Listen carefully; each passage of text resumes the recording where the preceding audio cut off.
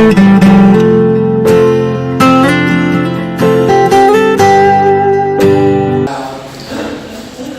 xe nó xe là cái xe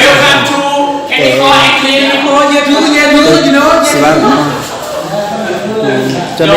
cũng như xe nhưng mà tôi qua chị đâu nhớ trong tụi này nó là nè qua chị à bây tôi xin được hắn nổ bây tôi sai được hắn nổ á nó là xứ là có bây tôi sai là cho ai xong pro cho hắn nổ rồi ngoài tôi sai ai chạy á xe thì ai chạy nó làm sai bây cho hắn nè bây cho tôi xin tôi làm cho nó sắp đi rồi các bạn đây là còn một sáng chục pro ai xong pro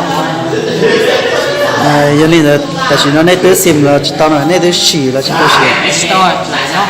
chỉ tao phát được tất cả là cho nó hiện tôi tay tôi tay là tôi tay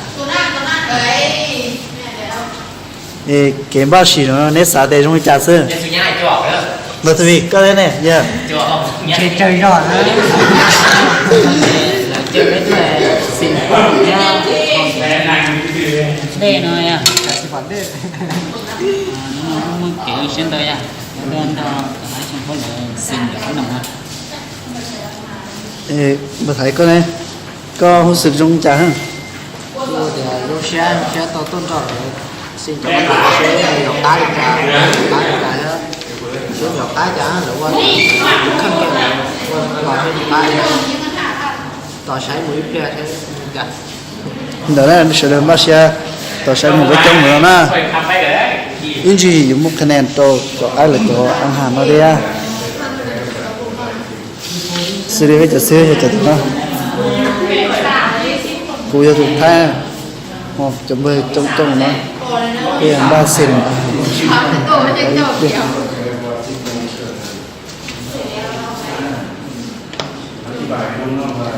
bé keep bao sắp về đi không đâuซิมเขาต้องการกันก็เรื่องความหนักเขาคือเป็น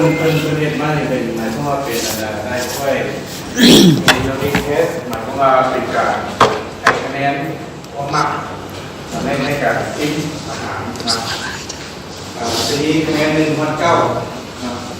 แต่ตามที่คือ9คะแนนให้ได้หมายเลขและตาม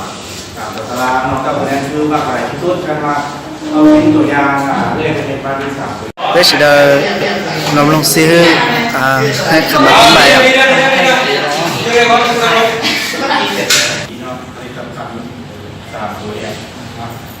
ที่เป็นอะไรก็นับสี่ตัวใดก็ได้คะแนนไปมันประมาณเลยจาก3เนี่ย3คะแนนนี่มันก็แล้วก็กินมันเป็นอะไรรสชาติเป็นอะไรเนื้อสัมผัสเนื้อสัมผัสตัวนี้หมายความว่าลักษณะของผลิตภัณฑ์ลักษณะของมันเป็นอะไรมากก็หรือไม่มากหรือธรรมดาใช่คะแนนไปเนาะ xử lý như cho nó bé tôi xa เวลาเนี่ยซิงเข้าไปแล้วรู้สึกอะไรนะเขาย่ำเข้าไปเขากินเข้าไปมันแค่พอมันเป็นอะไรนะเวลาซิงจะแรกเลยหน้าเลยเวลาตัวอย่างหนึ่งมันแล้วเอากับคนปากอันนี้นะเพื่อให้มันบาลานซ์ให้ต้องทำรถกันนี่นะเพื่อทำต่อไปแล้วสุดท้ายความมักโดยรวมหมายความว่าเป็นอะไรมักโดยรวมมักน้อยหรือธรรมดาคะแนนมันจะเป็นต้องซ้ำกันคะแนนนี่หมายความว่าแล้วแต่ความรู้สึกของเราเซนซอรี่การทดสอบทางด้านประสาทสัมผัสแล้วก็ความรู้สึกของเราสิ่งเป็นอะไรคะแนนจะมีแต่1,900อธิบายคะแนนเนี่ยจะเล่นนึงไม่ได้อะไรต่อครับที่ต่อมาไม่ได้ดีใจเดี๋ยวเพิ่มคะแนน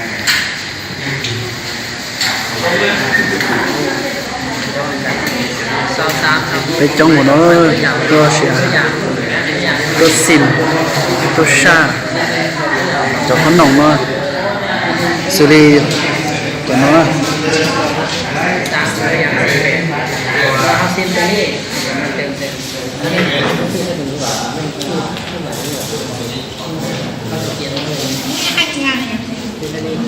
con keo con keo ซิมตัวนี้จะได้2จะมาเติมใส่ซิมตัวนี้จะได้2มาเติมใส่ตึกอะไรนี่เดี๋ยวเอาไปตัวเลยตัวอย่างนะวัด ตัวนี้เลยsau 3 sau 6 sau 8นี่นะ แค่ถามมาจะ อย่างนี้หลงแก้ว ถามมาเลยเลข23 26 18นี่มันเป็น ผมบอกเลยอันนี้มันเป็นความลับมีแต่ซิมมาโลด เพราะว่าเส้นแล้วก็ตื่นเส้นตัวที่1ก็ตื่นเส้นนี้ว่ะ เส้นตัวที่2ก็ตื่นเส้นนี้เส้นที่2เส้นนี่ ซิมมาโลดนะ ถ้าตื่นมันในห้องเลย คะแนนดีของอย่างนี้ แสดงจะตื่นหมด เป็นว่าสีอันนี้ ได้แล้วอาจารย์ อันนี้ไม่ต้องซีเรียสกันเลยไม่ได้ตามเจ้าที่เจ้า คือเรา แน่นอน ไม่ต้องมาเพื่อให้เปลี่ยนเป็นก็บอกกินแค่ แสดงว่าใช่จงจี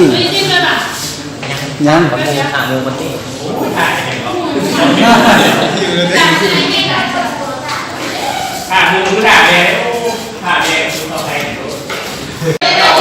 จีโน่ตัวนักศึกษาตัวจงเอาเป็นหลังเลยนะอย่างบ้าฉีดใช่ไหมฉีดจอรุ่นไอ้เลยช่องเต้จออาหารนะครับขนมเนี่ยสุรินทร์มั่วเป๊ป่อง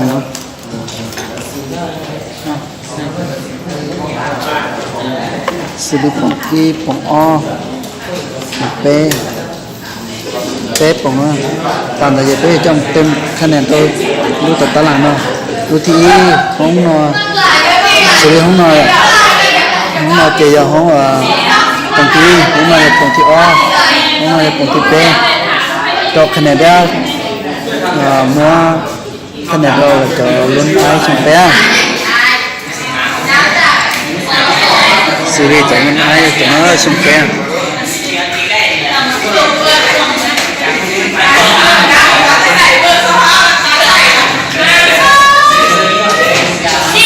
tanto que te pongo todo chitata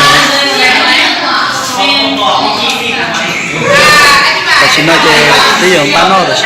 nó mà xì rồi nó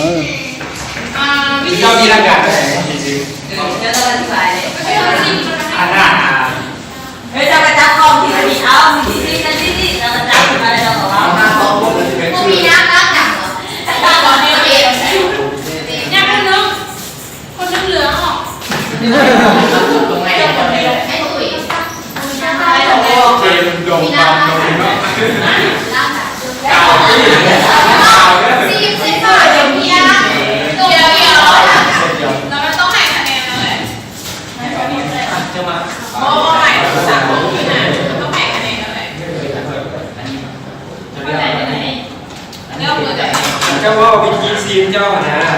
ให้ซีมันนึงแล้วกินน้ำตั้งปากร้อยจะเริ่มกินไม่อธิบายให้น้องๆฟังดึงความสนใจเลยแม่ แม่การซิมแม่เราซิมตัวเนื้อเลยหน่อยจะออกมาน้ำมันกาดกินในกล่องกินน้ำนะ nó đấy là ไม่คือดี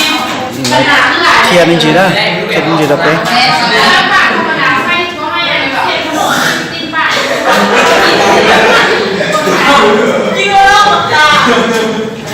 มวนปาก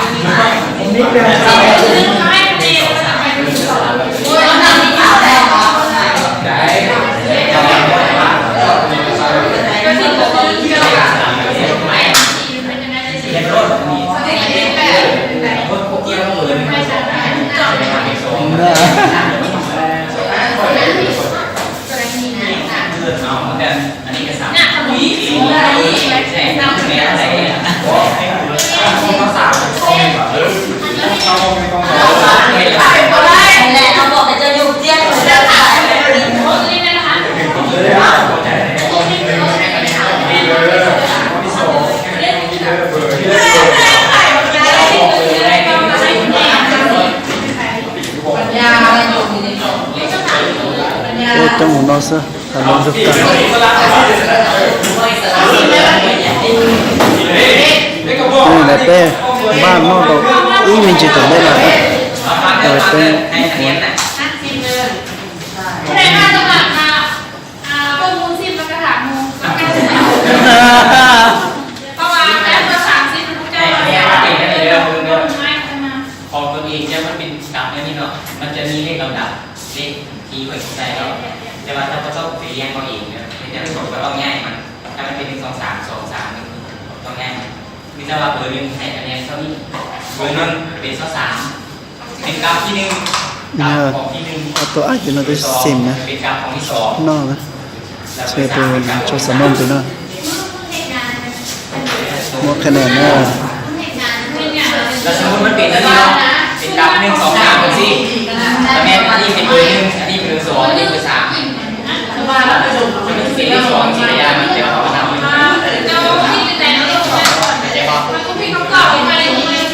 ลข2ตัวยามมันเขาให้เขานับ1 2 3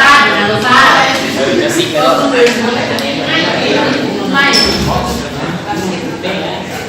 这都寻着干哎，先不是那。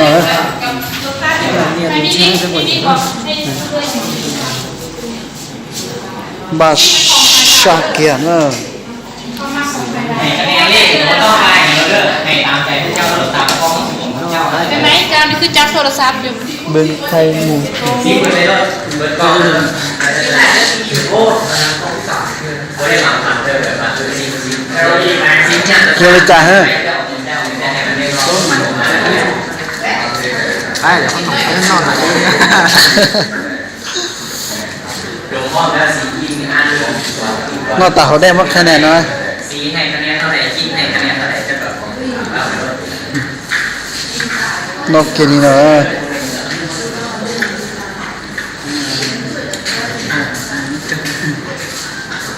เป็นผู้ตายคนสามารถแต่ละเป็นผู้อยากเป็นบทประพันธ์วันนี้ไม่ได้ไม่ นอกจะตังเนาะ อยากประพันธ์จะเก้า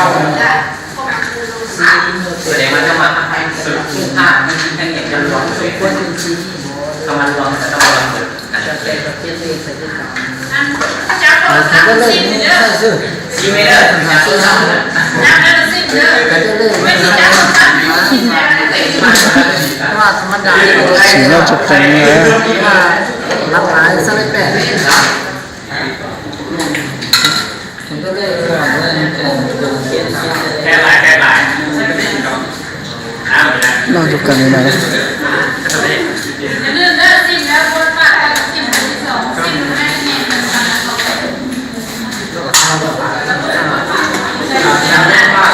แล้วก็เป็นคนบ้า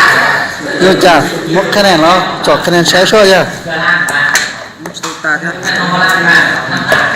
จะต้องชอบผมว่าชอบเลยออเลเป็นคือหมดคะแนนนี่เนาะนะ สัมผัส เอากินกลับให้แล้วเราแบบอ้วนปากกินหน้าเราเลยลงมันจะได้เพราะว่าค่าน้ำตาลในกลับในปากเอาไปเอาหมด ซื้อซิมตาน้อยเสียเลยแต่ฉันน่าจะไปตื้อซาตาเลยไปหมดเจ้าไปนอกตาเกหมดคะแนนตา